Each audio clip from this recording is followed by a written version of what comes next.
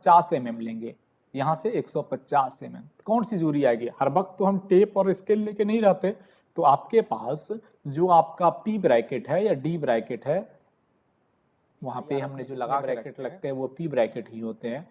तो वो जो पी ब्रैकेट है, पी ब्रैकेट का जो शेप है आप देखेंगे वो शेप है ऐसा।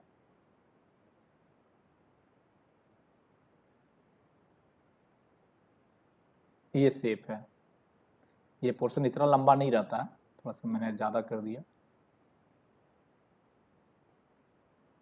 ऐसा।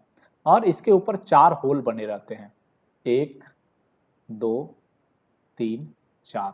तो ये पी ब्रैकेट जहां लगे हों, ये पी ब्रैकेट जब टंग रेल के साथ सेट होगा तो टंग रेल थोड़ी आगे तक जाएगी और यहाँ से पी ब्रैकेट अपने नट बोल्ट के साथ यहाँ पे फिक्स हो जाएगा इसमें टंग रेल में।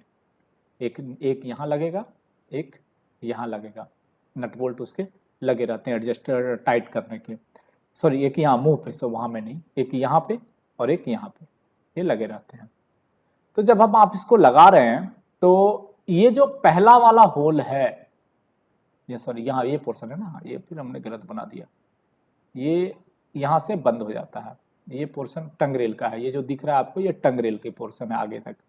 तो ये जो एक नट लगाया और ये दूसरा नट लगाया इसको इंटैक्ट करने के लिए, तो टंग रेल की पोर्शन आपकी टो की ये है यहाँ तक।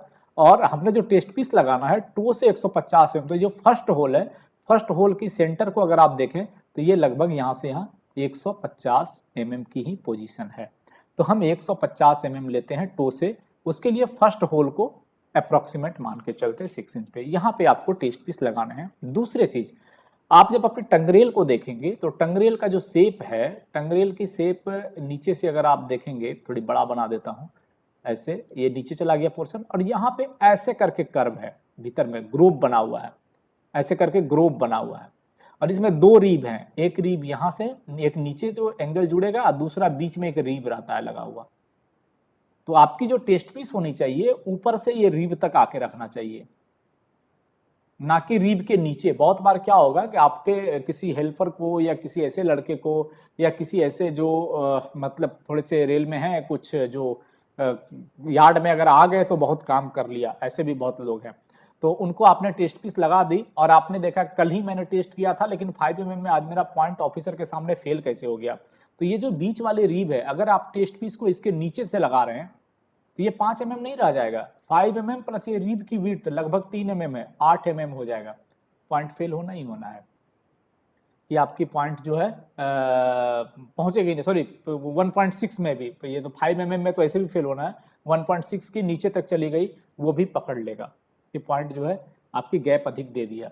तो ये चीज़ ध्यान रखना है कि आपकी टेस्ट पीस ये रीब के नीचे ना जाए, ये रीब से ऊपर ही रहेगा। तो ये दो चीज़ें हैं ऑब्स्ट्रक्शन टेस्ट करने की।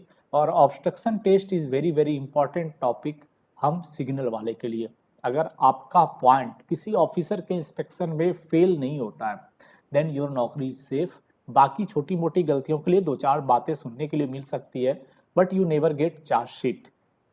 लेकिन अगर पॉइंट फेल हो गया किसी के इंस्पेक्शन में तो पॉइंट की फेल्योर को आपके ऑफिसर के सामने अगर फेल हो गई तो उसे ट्रीट किया जाता है एज एन एक्सीडेंट।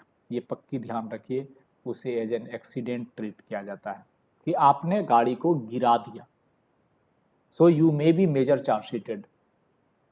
तो ये चीज़ आपको प्रॉपरली ध्यान रखना है, इसलिए हमने 15 डेज का शेड्यूल रखा है कि 15 दिन में हम पॉइंट को 5 mm की टेस्ट पीस जरूर करें। आप करंट वोल्टेज लेने में ड्यू कर सकते हैं क्योंकि हर पीरियोडिकल में करंट वोल्टेज चेंजेज नहीं आते हैं जब तक कि आपका मोटर डिस्टर्ब ना हो, जब तक कि आपकी केबल की क्वालिटी इंसुलेशन गड़बड़ नहीं हो जाए या केबल किसी एक्सटर्नल कारण से डैमेज नहीं हो, देन हर बार आपकी करंट वोल्टेज में इतने डिफरेंसेस नहीं आएंगे। लेकिन due to frequent movement of train सारा का सारा एडजस्टमेंट जो है नट और बोल्ट पे टिका हुआ है, ये आपको पता है। तो due to frequent adjustment and vibration nut और बोल्ट लूज होते हैं, होने भी चाहिए, मैकेनिकल चीज़ है। तो उस कारण से और पॉइंट की ऑपरेशन वियर एंड टियर भी होते हैं। तो उस कारण से हमें हर एक 15 दिन में विदाउट फेल कम से कम 5 mm की टेस्ट पीस पॉइंट में लगवा लेनी है अगर हम सिग्नल के प्रति जिम्मेदार हैं प्लस रेलवे के प्रति जिम्मेदार हैं।